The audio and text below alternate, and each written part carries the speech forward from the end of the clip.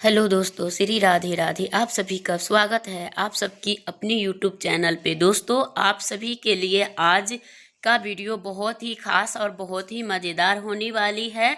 तो आसान विधि से संपूर्ण पूजा विधि भी जान लेंगे और पूजा करने का तरीका भी जान लेंगे। और आप सभी महिलाओं जरूर कर लीजिएगा ये इस समय से ये काम। तो वो एक काम कौन सा है और अखंड ज्योत कब जलाए, पूजा का शुभ मुहूर्त विसर्जन कब करें। तो चलिए लास्ट तक वीडियो को देखते रहिए। और वीडियो कहीं से भी अच्छी लग रही हो तो चैनल को सब्सक्राइब करिए, वीडियो को लाइक करिए और ऐसे ही वीडियो देखने के लिए अच्छे अच्छे कमेंट करते रहिए। और जिन भाई बहन को पहले बार मेरी चैनल पर आए हुए हैं उनसे रिक्वेस्ट है कि आप लोग वीडियो को लाइक करिए, चैनल को सब्सक्राइब करिए और ऐसे ही मोटिवेट वीडियो देखने के लिए ऐसे ही अच्छे अच्छे कमेंट करते रहिएगा और बने रहिएगा। तो चलिए दोस्तों, वीडियो को लास्ट तक देखते हैं। और वीडियो कहीं से भी अच्छी लगी तो लाइक ज़रूर करिएगा। तो सबसे पहले दोस्तों हम ये जानेंगे कि महाशिवरात्रि का दिन हमें किस तरह से करना चाहिए। दोस्तों, अगर आपके यहाँ पानी समय से नहीं आ रही है, मैं इसलिए सवेरे और आपको आज ही दे देती हूँ ताकि आप लोग शाम में ही ये तैयारी कर लेंगे।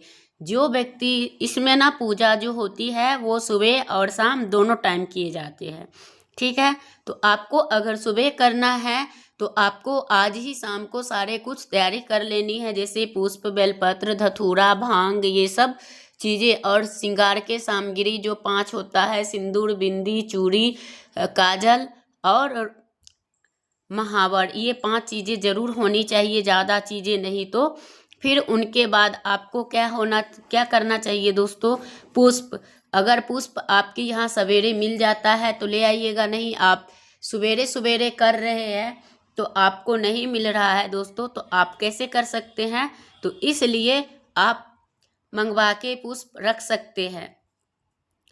तो शिवलिंग पे चढ़ते ही वो अपने शुद्ध और शीघ्र ही संपूर्ण पूजा की आपको फल प्राप्ति करवाएंगे। तो आपको रख लेनी है।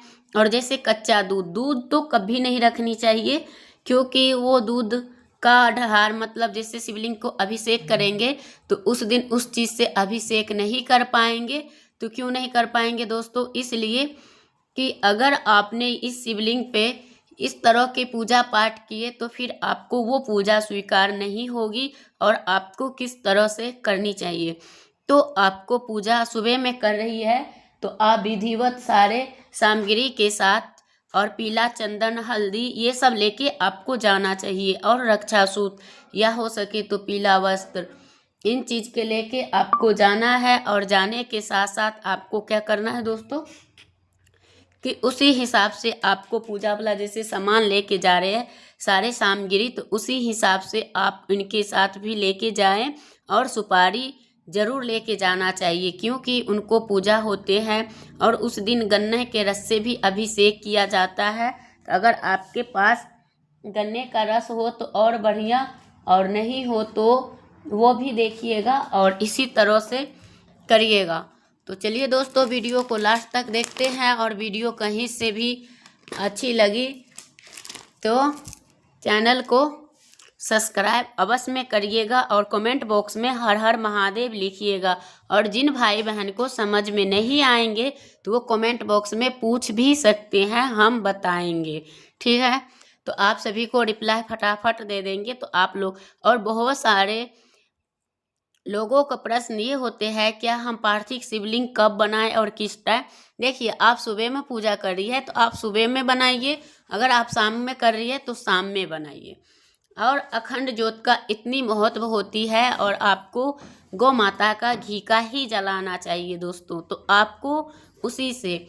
और उस दिन 4 पहर पूजा होता है, दूध, घी और दही और शहद, शक्कर का बुरादा, इससे आपको अभिषेक करना है। एक एक चीज़ अलग अलग से करनी है, ये नहीं कि आपको इकट्ठा ही करना है, अलग अलग। जिन भाई बहन की इच्छा बरसों पुराने से आपको पूरा नहीं हुआ है और आपने नहीं कर पाए हैं, तो उन भाई बहन से ये है कि जैसे कि ओम नमः शिवाय आप कहते हैं ना, ओम नमः शिवाय कह के करते हैं, तो तो उनको उल्टा बोलना है। क्यों? क्योंकि हमें शिव भगवान हमारी नहीं सुनते हैं, इसलिए।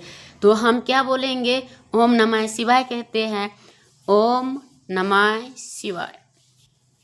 तो शिवाय नमः ओम, ऐसे करके हमें बोलना है 5 बार या 7 बार, और अपनी इच्छा की सारी बातें बोल देनी है। और उनके बाद देखिएगा धीरे धीरे करके शिव भगवान बहुत ही जल्दी आपको मनोकामना पूरी होगी और इच्छा पूरी होगी। तो इसी तरह से आपको करना चाहिए, और करने के साथ साथ आपको ध्यान रखनी चाहिए।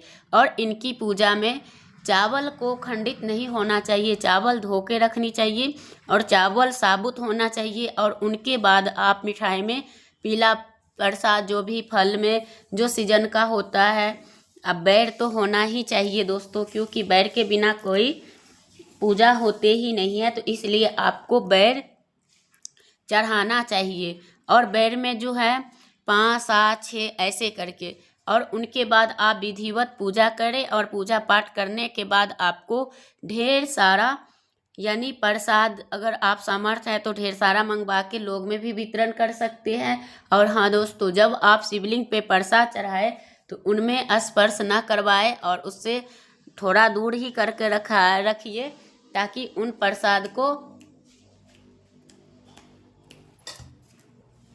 भोग वो मतलब लोग में बांट सके। तो उन चीज़ों का करना चाहिए। और उनके बाद क्या है दोस्तों, उनके बाद आप विधिवत पूजा कर रहे हैं तो आपके लिए दीपक जला के सबसे पहले रख लेनी है। फिर श्रीफल का कलश दे रहे हो तो श्रीफल का, और लोटे में सुपारी, हल्दी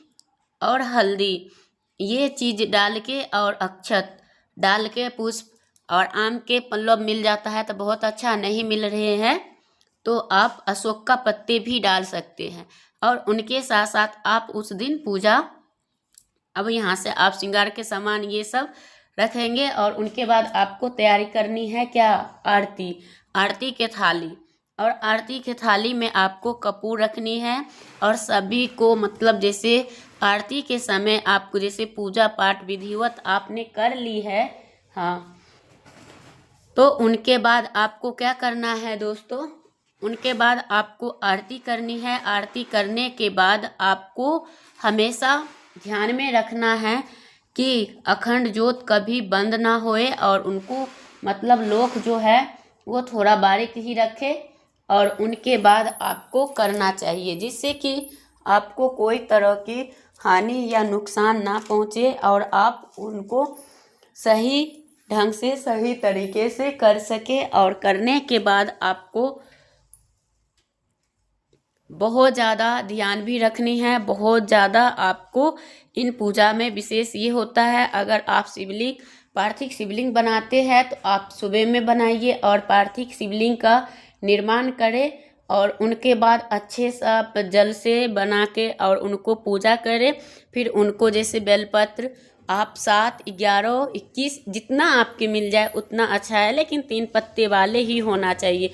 अगर आप चाहो तो राम नाम भी लिख के, और आप चाहो तो बेलपत्र पे अपनी इच्छा भी लिख के उन पे बेलपत्र को चिकना साइड से लिखेंगे और डालेंगे। और उनके बाद आपकी जो इच्छा है वो, और लास्ट में जो एक बेलपत्री रहते हैं जो तिलक लगाए हुए होता है, तो वो लेके घर को आना है। जो आपके हस्बैंड लोग हैं उनको ये चंदन टीका लगा देना है। और उनके बाद वो बेलपत्री आप सभी लोग प्रसाद स्वरूप खा सकते हैं। बहुत सारे जगहों शिवलिंग पर चढ़ाए हुए चीज़ नहीं खाते हैं। बहुत सारे जगहों लोग जैसे बेलपत्री खाते हैं, बहुत सारे लोग ये कहते हैं कि उसमें से जो चना अमृत जैसे कि दूध से अभिषेक होता है, तो क्या हम दूध रोक के लेके आके पी सकते हैं? देखिए बहुत जगह नहीं पीते हैं, बहुत जगह पीते हैं। ये है दोस्तों। और जब आप आसान विधि से करेंगे तो इसी हिसाब से आपको करनी है, ज़्यादा चीज़ के भी ज़रूरत नहीं होगी और ज़्यादा आपको ताम झाम भी नहीं करना होगा, और आप समय के साथ साथ आप ये पूजा पाठ भी कर लेंगे।